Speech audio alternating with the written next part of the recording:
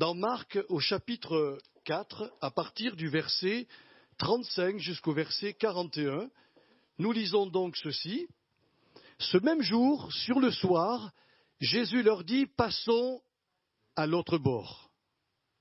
Après avoir envoyé la foule, ils l'emmenèrent dans la barque où il se trouvait, et il y avait aussi d'autres barques avec lui. Il s'éleva un grand tourbillon, et les flots se jetaient dans la barque au point qu'elle se remplissait déjà. Et lui, il dormait à la poupe sur le coussin. Ils le réveillèrent et lui dirent, « Maître, ne t'inquiètes-tu pas de ce que nous périssons ?» S'étant réveillé, il menaça le vent et il dit à la mer, « Silence, tais-toi !»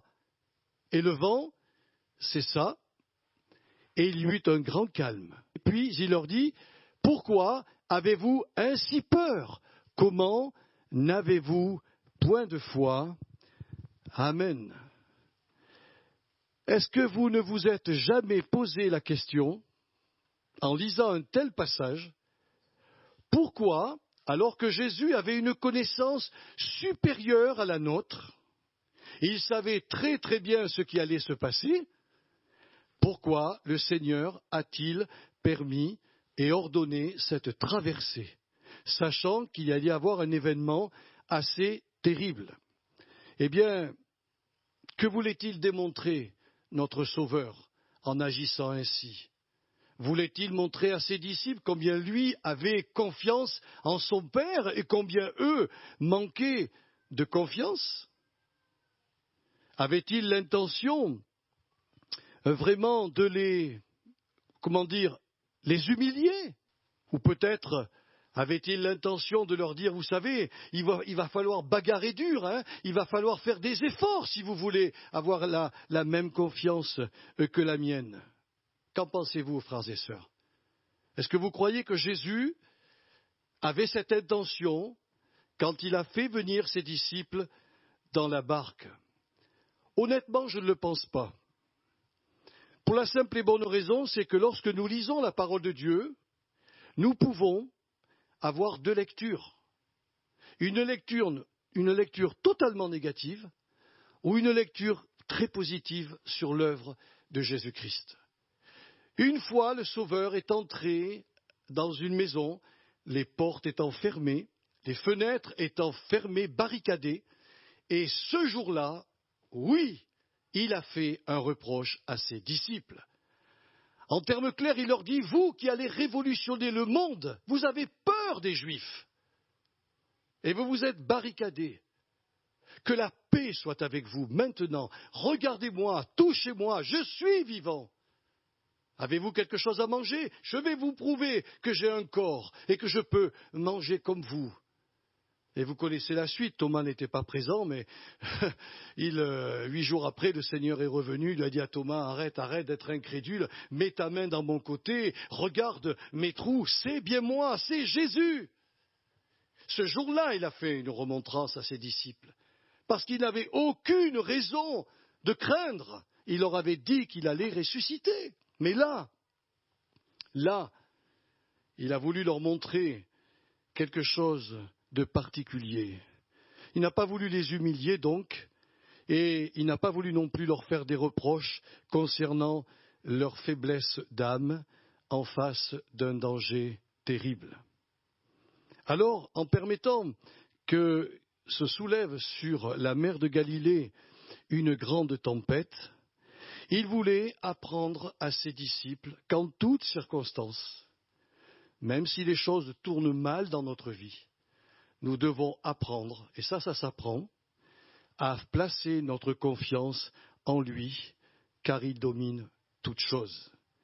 Quand nous passons des petites épreuves, ça va.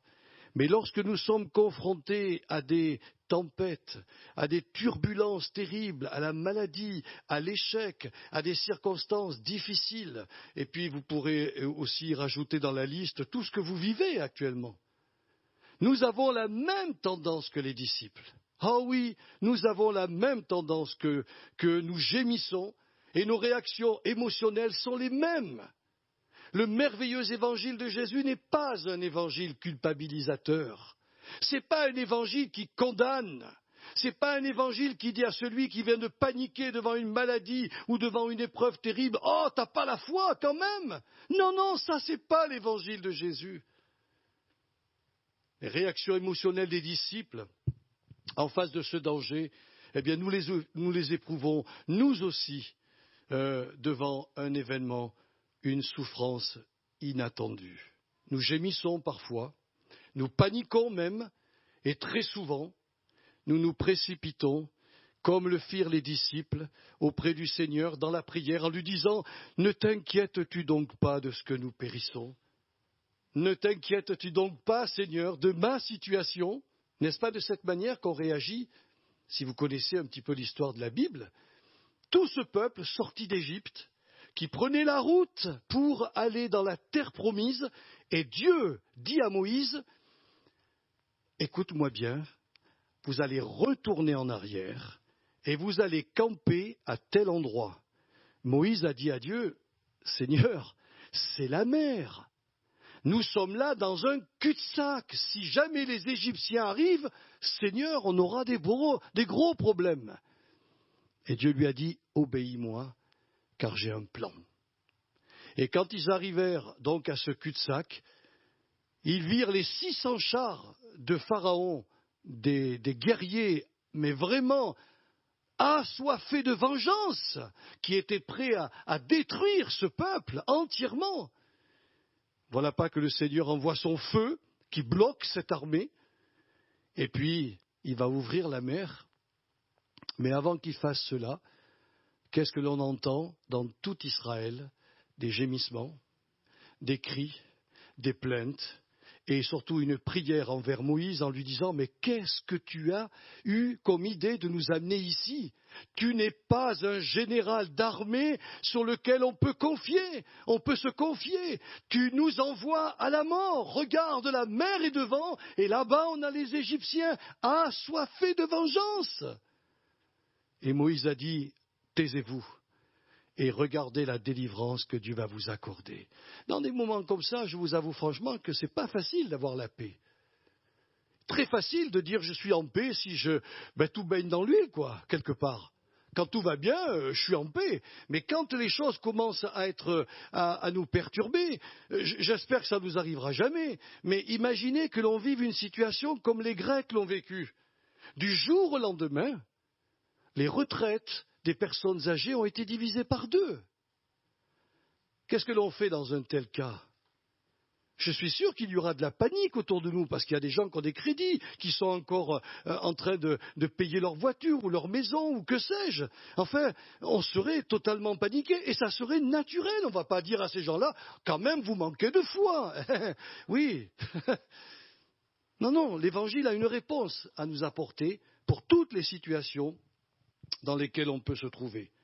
Et vous avez remarqué, certainement avec moi, que quand les choses s'arrangent d'une manière providentielle, nous nous surprenons à penser, ou même à déclarer comme le firent les disciples, mais qui est donc celui-ci à qui obéit le vent et la mer? Moi, j'ai souvent fait monter des prières à Dieu, et j'ai eu des exaucements, et je me suis dit, mais quand même, c'est incroyable. Vous voyez, dans ma tête, pour moi, l'exaucement était même incroyable. Ça dépassait l'entendement. Mais oui, parce que quand on a affaire à un Dieu comme le nôtre, ça dépasse totalement l'entendement. Qu'est-ce que vous voulez faire? Je suis sûr que si je vous dis aujourd'hui, demain on va avoir ici un réveil, il va falloir qu'on fasse 2, 3 cultes ou 4 cultes, vous allez me rironner, vous aurez tout à fait raison. Mais Dieu n'en est-il pas capable? Quand il a dit à Gédéon, « Oh Gédéon, tu as 30 000 hommes de combat. » Ouh là là là là là là là. Si tu pars avec eux et que tu remportes la victoire, tu vas dire c'est par ma force que j'ai gagné. Alors je te propose un deal, brave Gédéon. Et Gédéon lui a dit oui père, qu'est-ce qu'il y a? Qu'est-ce qu'on fait? Je vais t'enlever 29 700 soldats. Je t'en laisse 300.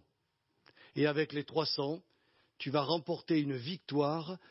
Et cette victoire fera dire aux Israélites, l'Éternel est Dieu, l'Éternel est Dieu, l'Éternel est Dieu. Formidable ça, hein?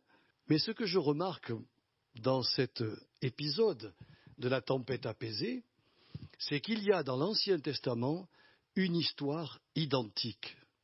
Elle a été écrite dans le livre de Jonas, et Jonas a vécu la même chose que Jésus et les disciples ont vécu. En effet, tous les deux se trouvent dans un bateau. Oui, mais alors ils y sont pas pour la même raison, hein. Jonas, lui, il s'y trouve parce qu'il fuit l'Éternel, il refuse d'aller prêcher un message, l'évangile de l'époque, aux Ninivites, il refuse d'aller prêcher cet évangile parce qu'il sait que Dieu, étant compatissant, va épargner cette ville. Tandis que Jésus-Christ, lui, eh bien, il est dans ce bateau pour accomplir la volonté de Dieu. La traversée, je vous le montrerai tout à l'heure, en réalité, c'est notre traversée. Nous sommes aujourd'hui, notre vie est un bateau et il est dans notre vie. Et il nous amènera jusqu'au bout, selon sa promesse. Les deux, donc Jonas comme Jésus, se trouvent au cœur d'une tempête. Pour Jonas, c'est terrible. Parce qu'il est au cœur d'une tempête et puis il dort, hein. Alors là, moi, je me suis demandé comment un gars comme ça il devait pas avoir mal de mer, hein. Parce que quand j'ai vu des films sur des tempêtes avec des petits bateaux, ils sont remués, mais ils sont presque propulsés en haut et ils reviennent en bas. Entre parenthèses, j'ai essayé avec mes petits-enfants de faire du bateau dans un parc d'attractions. Oh, tant qu'il faisait, oui, le bateau pirate, vous l'avez fait alors. Tant qu'il allait comme ça allait très très bien, mais quand il est monté très très haut et que je redescendais, c'est que je cherchais mon estomac. J'étais blanc comme la feuille quand je suis descendu. Eh bien, lui dormait, Jonas dormait tranquille. Jésus dormait aussi, eh bien, comme si de rien n'était. Ce qui est étonnant, c'est que dans ces deux histoires, les passagers des deux bateaux sont effrayés parce qu'ils craignent évidemment de perdre leur vie. Ça, je les comprends, hein.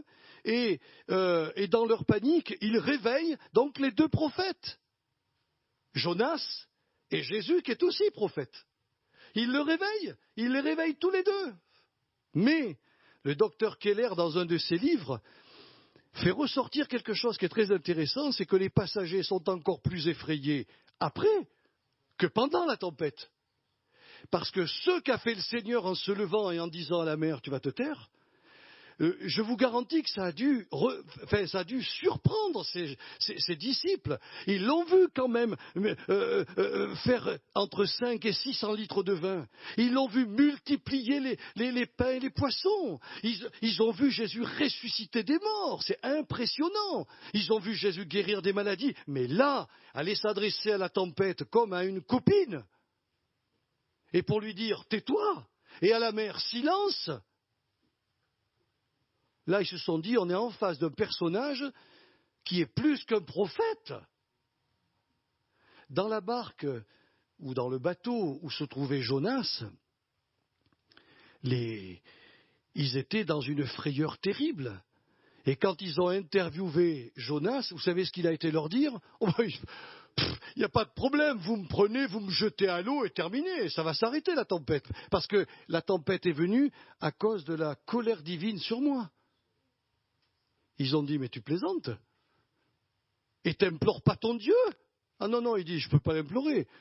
La tempête s'est levée à cause de moi.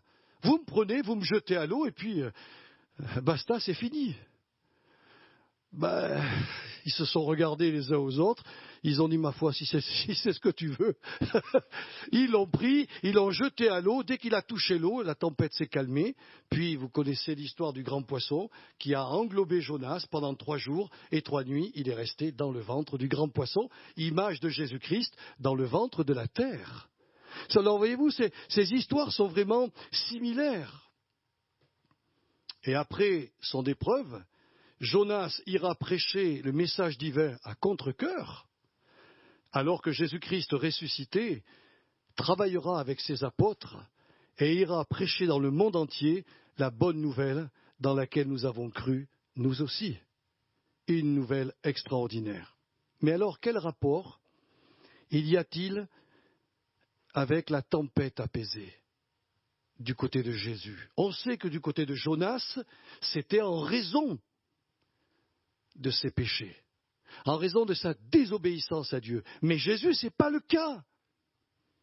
La colère divine n'est pas sur Jésus, elle n'est pas sur la mer de Galilée. Il n'y a rien qui prouve que Dieu était en colère. Mais Jésus a voulu qu'il vive cette étape pour la simple et bonne raison, c'est que la mer symbolise dans la Bible la foule des gens de ce monde. C'est plus du tout une mer avec des vagues, hein, du liquide. Ce sont des gens. Et nous sommes, nous, embarqués sur la mer de ce monde. Et nous allons aller tous, nous sommes tous en train de partir vers l'éternité.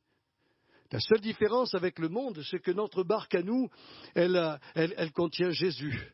Jésus est en nous. Jésus est avec nous. Et c'est ça qui est important. Quelqu'un le disait ce matin dans sa prière. Je suis avec vous. Et je le serai jusqu'à la fin du monde. Alors, pendant cette traversée, et c'est là que je voudrais en venir ce matin, parce que c'est le thème vraiment de ce message, c'est que Jésus ne nous a jamais, jamais garanti que nous allions vivre notre vie pépère. Il dira, j'ai vaincu le monde, soyez rassurés, mais vous aurez des tribulations dans le monde. Vous savez, il y a des mots que ça ne veut rien dire pour nous. Alors quand vous cherchez le mot dans le texte original, le mot tribulation veut dire difficulté en tout genre. Alors dedans, vous pouvez tout mettre. Hein. Tout mettre, la maladie, le vieillissement, enfin tout. Les problèmes que les gens du monde rencontrent et que les chrétiens rencontrent. Nous ne sommes pas immunisés, mes frères et sœurs. Les microbes existent pour les païens comme pour les chrétiens. Nous sommes susceptibles d'être malades, susceptibles d'avoir une épreuve de la vie qui arrive d'une manière inattendue, des chocs émotionnels terribles, et peut-être que certainement même au milieu de nous, plusieurs en ont vécu dans leur existence.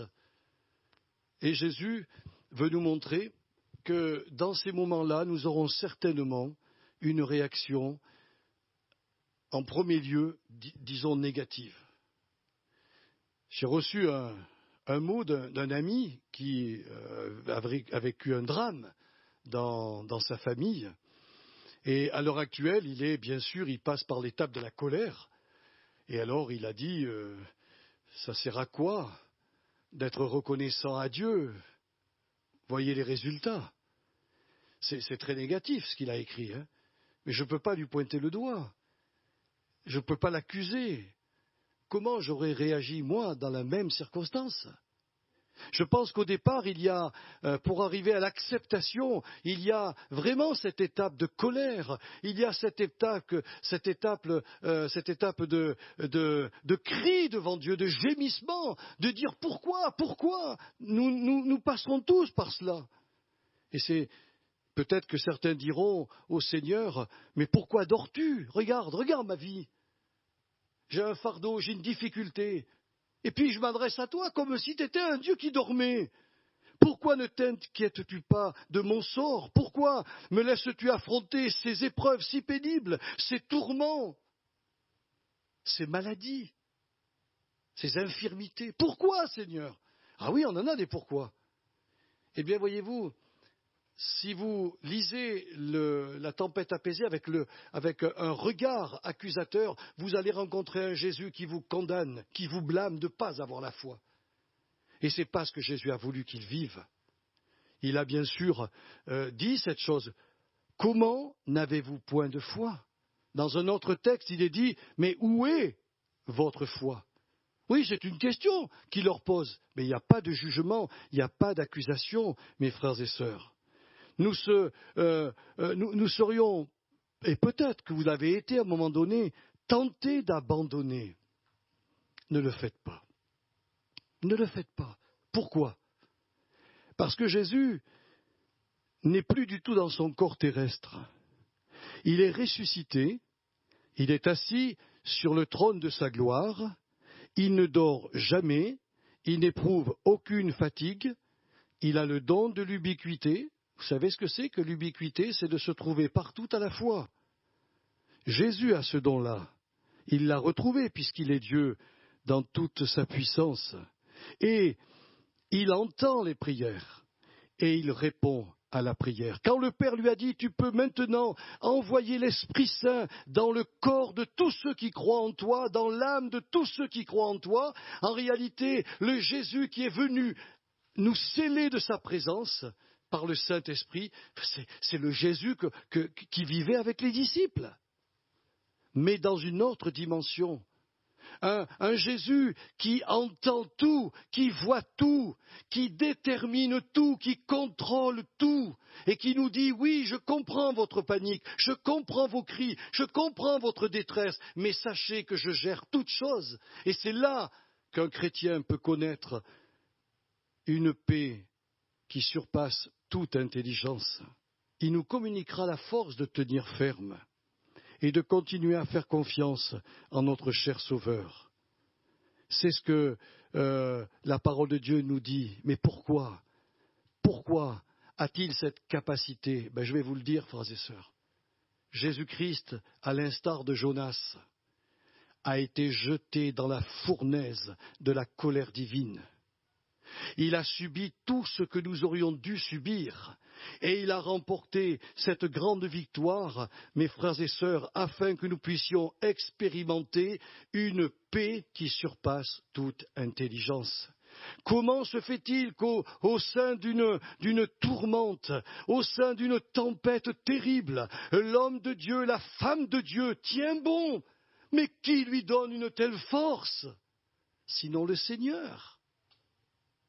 Lorsqu'on arrive pour les aînés et qu'il suffit que de quelques mois, voire de quelques années pour qu'on bascule et qu'on rentre dans l'éternité, souvent on fait un examen de conscience, on repasse en revue notre vie, on redemande même pardon au Seigneur pour tout ce que nous avons fait de mal, alors que beaucoup de péchés sont effacés et que Dieu s'en souvient plus. Mais il sait comment nous fonctionnons. Et quand nous paniquons, devant le trône du Père, il dit, mais tu te rappelles, oh papa, tu te rappelles la tempête apaisée? Ils étaient totalement paniqués, mais tu m'as jeté dans la fournaise de ta colère pour leur permettre d'expérimenter ma paix. Alors, exauce-les, répands sur eux une paix. Et vous savez, la Bible, elle emploie des mots qui sont très justes, qui surpasse toute intelligence ou tout entendement. Je ne peux pas vous l'expliquer. On ne peut pas expliquer ça. Ça se ressent dans le cœur. Oui, notre Sauveur fut humilié, frappé, insulté, crucifié, et cela afin que toute chose concourt au bien de ceux qui aiment Dieu. Je ne sais pas comment des choses terribles qui vous sont arrivées peuvent concourir à votre bien, mais la Bible le dit, je le crois. Je le crois. Peut-être qu'aujourd'hui vous ne le voyez pas, mais demain les choses seront claires. Mais aujourd'hui vous avez raison de crier, vous avez raison de pleurer, vous avez raison d'être en colère et de dire mais ça fait trop mal Seigneur. Vous avez entièrement raison et Jésus n'est pas un moraliste, hein. Il n'est pas là pour vous dire oh c'est pas bien ce que tu fais, oh c'est pas bien, t'as pas de foi, pas du tout. Il veut par ma bouche et j'espère qu'il vous le rappellera par son Esprit Saint.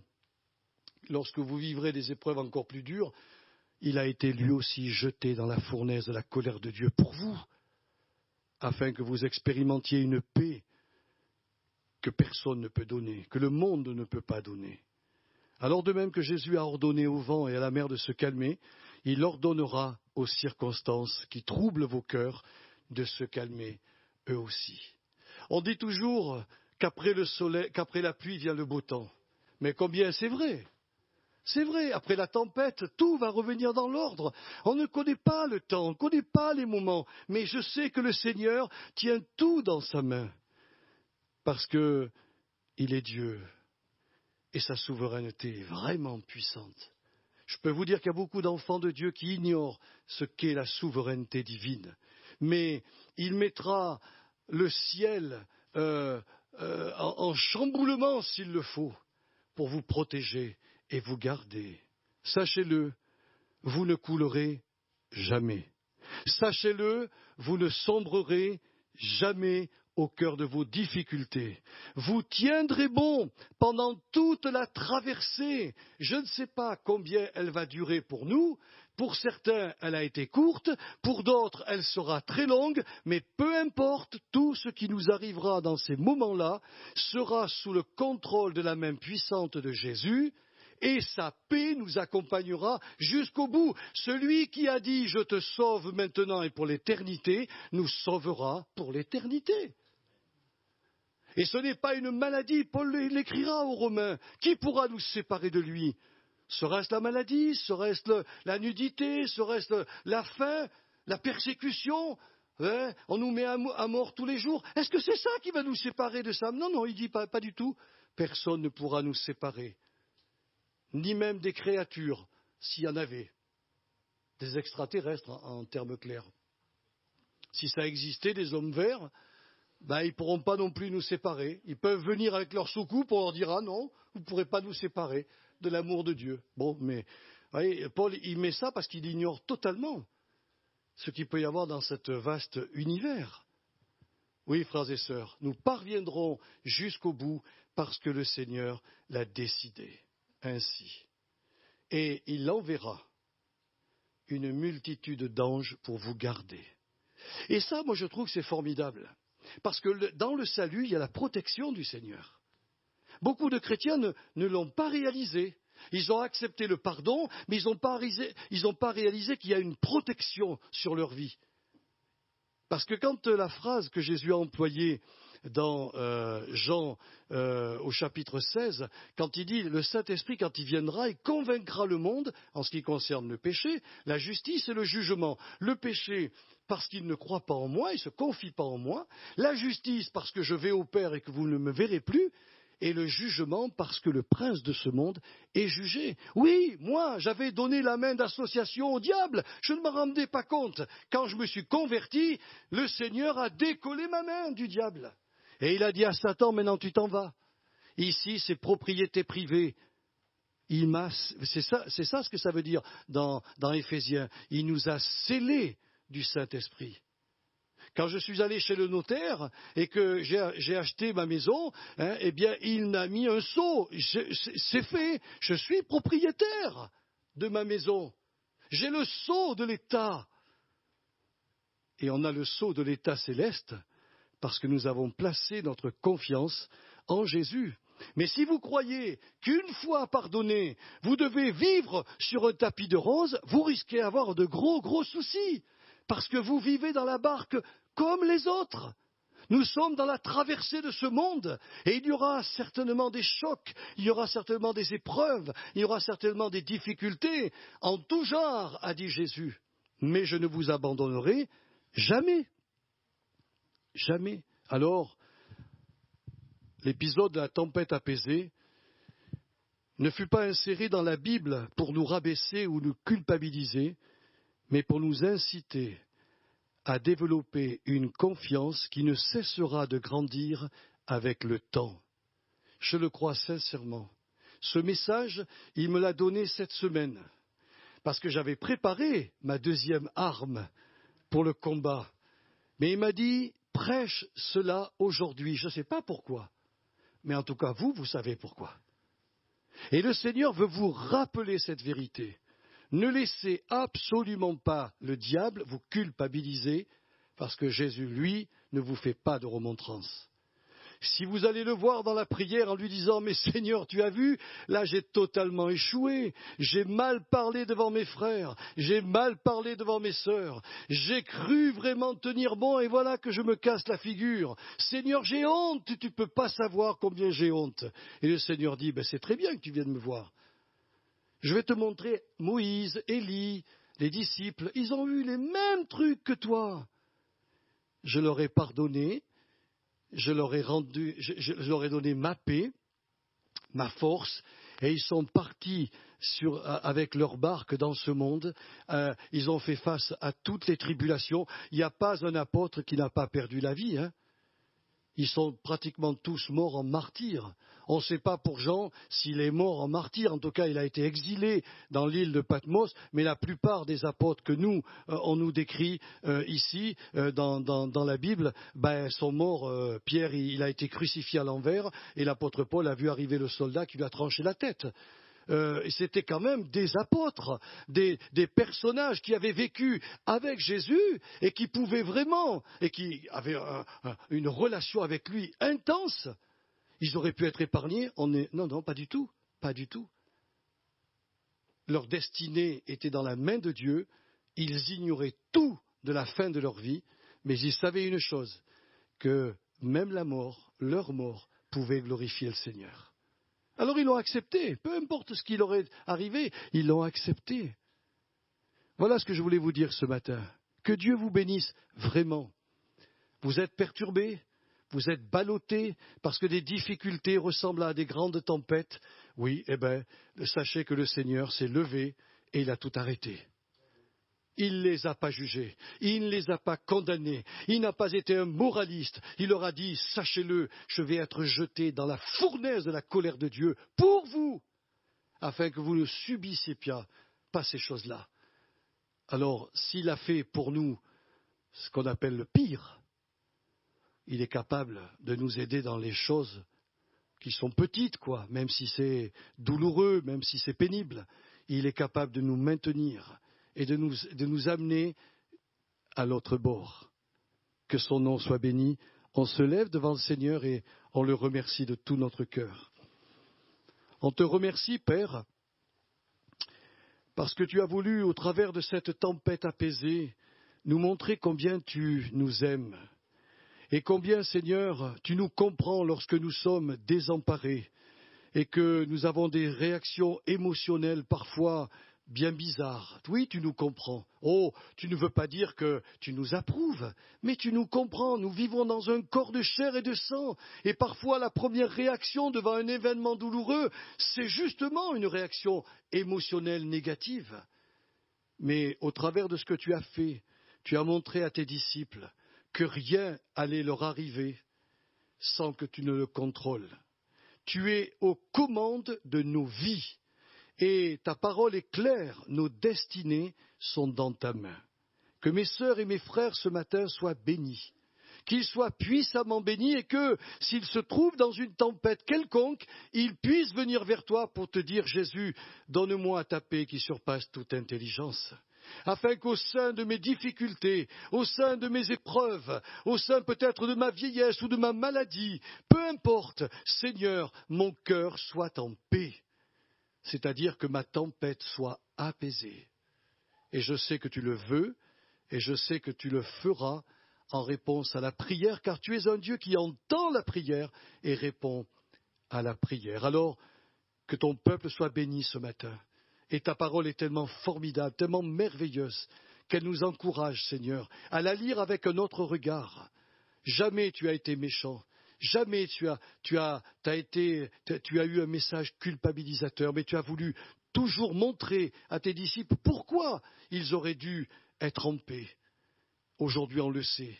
Tu as subi tous les chocs violents pour nous, pour que nous soyons en paix et que nous puissions continuer notre vie chrétienne malgré les hauts, malgré les bas. Je te remercie, Seigneur, et que la gloire te revienne ce matin. Dans le beau nom de Jésus. Amen.